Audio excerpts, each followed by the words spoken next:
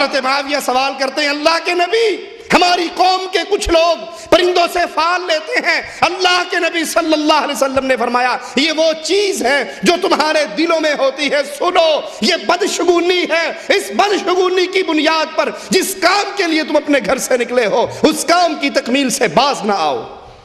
کہ الو بول پڑا تو یہ کام ٹھیک نہیں، بابا جی نے کہہ دیا کہ یہ مہینہ تیرے شادی کے لیے ٹھیک نہیں، میں نے نہیں کرنا، محرم میں شادی کرو تو ویسے ہی حسین کی لعنت پڑ جاتی ہے، محرم میں شادی ٹھیک نہیں ہے،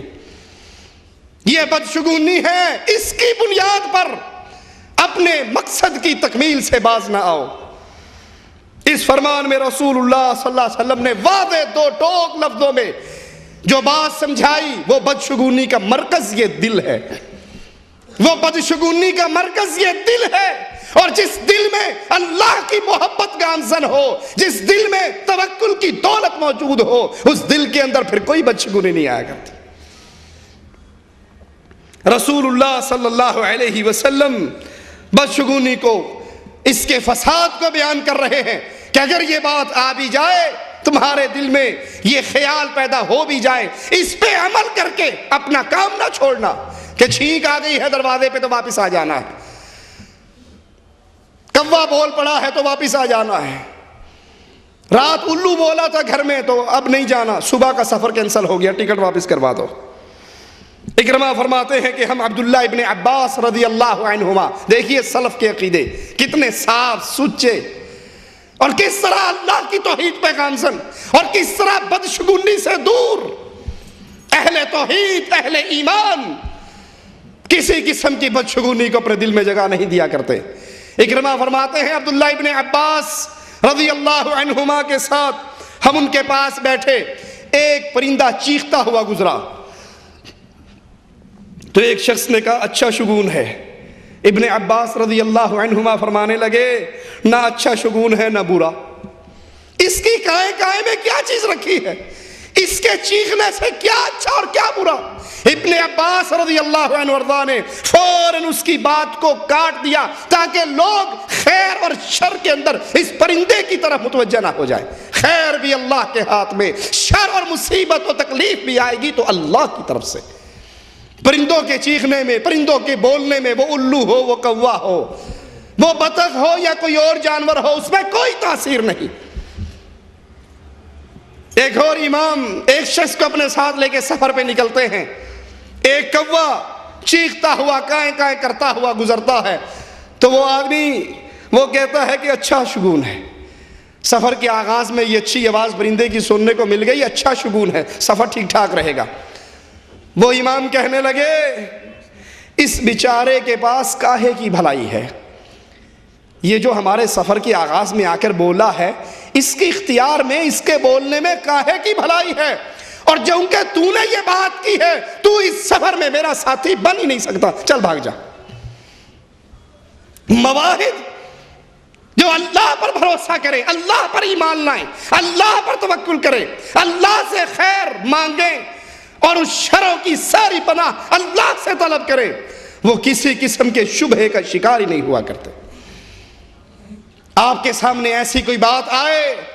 آپ کے ماحول میں آپ کا بڑا، کوئی چھوٹا، کوئی عزیز، کوئی قریبی اس طرح کی بات کرے تو سلف کے طریقے پہ چلتے ہوئے فوراً ٹوک دو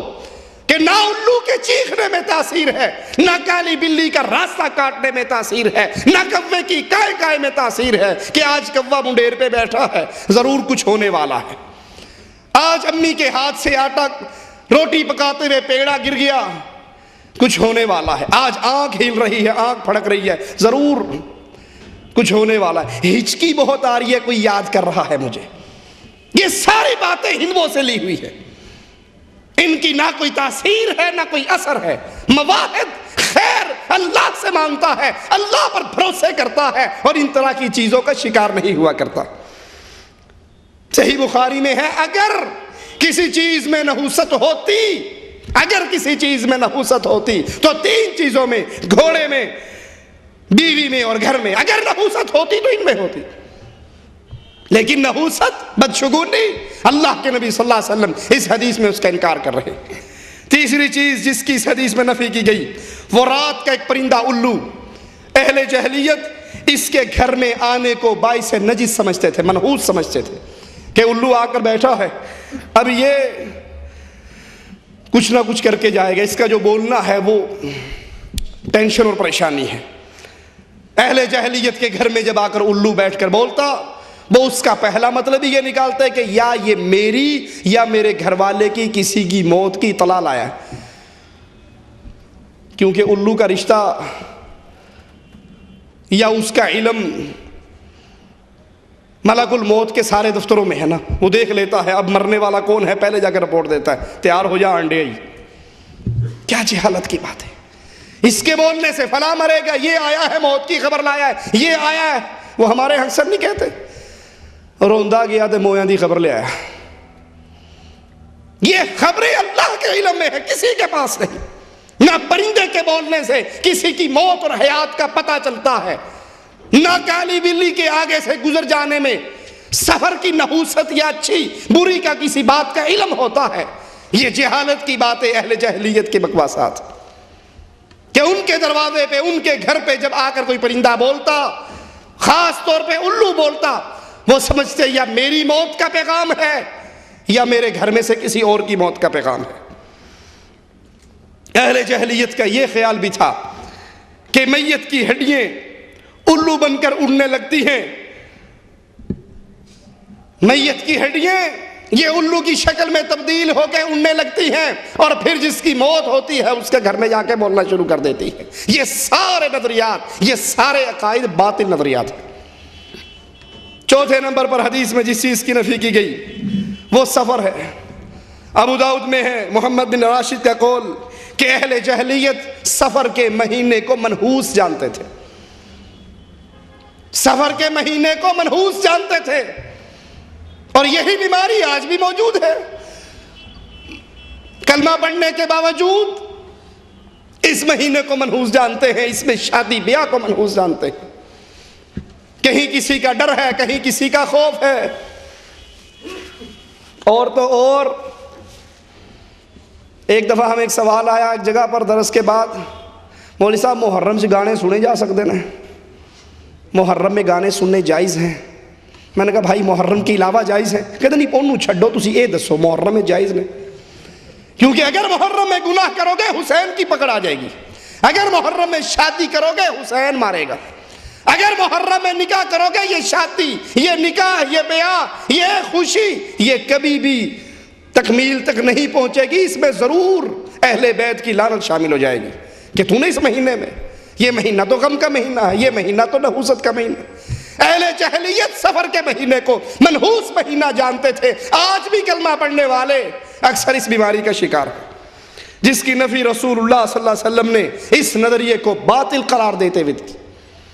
اس میں کوئی حقیقت نہیں۔ کچھ لوگ بدھ کے دن کو منحوس جانتے ہیں، اسی طرح اہل جاہلیت شوال کے مہینے میں شادی کرنے کو منحوس جانتے تھے۔ رسول اللہ صلی اللہ علیہ وسلم نے ان تمام باتوں کا رد کیا۔ اس مہینے سفر میں اہل جاہلیت سفر کرنے کو، کسی کام کے لیے نکلنے کو منحوس سمجھتے تھے کہ اس مہینے میں سفر کرو گے تو وہ سفر تمہارا کامیاب نہیں ہوگا۔ پانچویں نمبر پہ جس چیز کی نفی فرمائی وہ ستاروں کے متعلق اہل جاہلیت کا یہ عقیدہ کہ بارش ان ستاروں سے برستی، یہ کرم کرتے ہیں، ان کی مہربانی ہوتی تو سارا کچھ ہوتا ہے، جس کا ایک اور حدیث میں بھی ذکر ہے۔ رسول اللہ صلی اللہ علیہ وسلم نے فجر کی نماز پڑھی، پانی والی مٹی پر، گارے پر سجدہ کیا، سلام پھیرا اور کہا کہ اے میرے صحابہ، پتہ ہے آج اللہ نے کیا کہا؟ فرمایا اللہ و رسولہ اعلم۔ کہا مالک نے فرمایا آج کچھ لوگوں نے صبح کی کافر ہو کر، کچھ نے صبح کی مومن ہو کر، اس ایک بارش کی وجہ سے۔ دیکھیے یہ زبان سے نکلے ہوئے جملے انسان کو کہاں تک برباد کر دیتے۔ بارش کی نسبت جس نے اللہ سے توڑ کر ستارے کی طرف کی، جس نے یہ کہا یہ بارش فلاں ستارے کی کرپا ہے، اس کا کرم ہے، اس کا فضل ہے، اس کی مہربانی سے ہوئی ہے، اصبحوا بی کافرن، یہ کافر ہو کر اٹھا۔ اور جس نے کہا یہ اللہ نے برسائی، یہ اللہ کا فضل ہے، یہ اللہ کا کرم ہے، اللہ نے مردہ زمین کو دوبارہ زندہ کیا، ہم سب کو پانی پلایا، اصبحوا بی مؤمنن، یہ مومن ہو کر اٹھا۔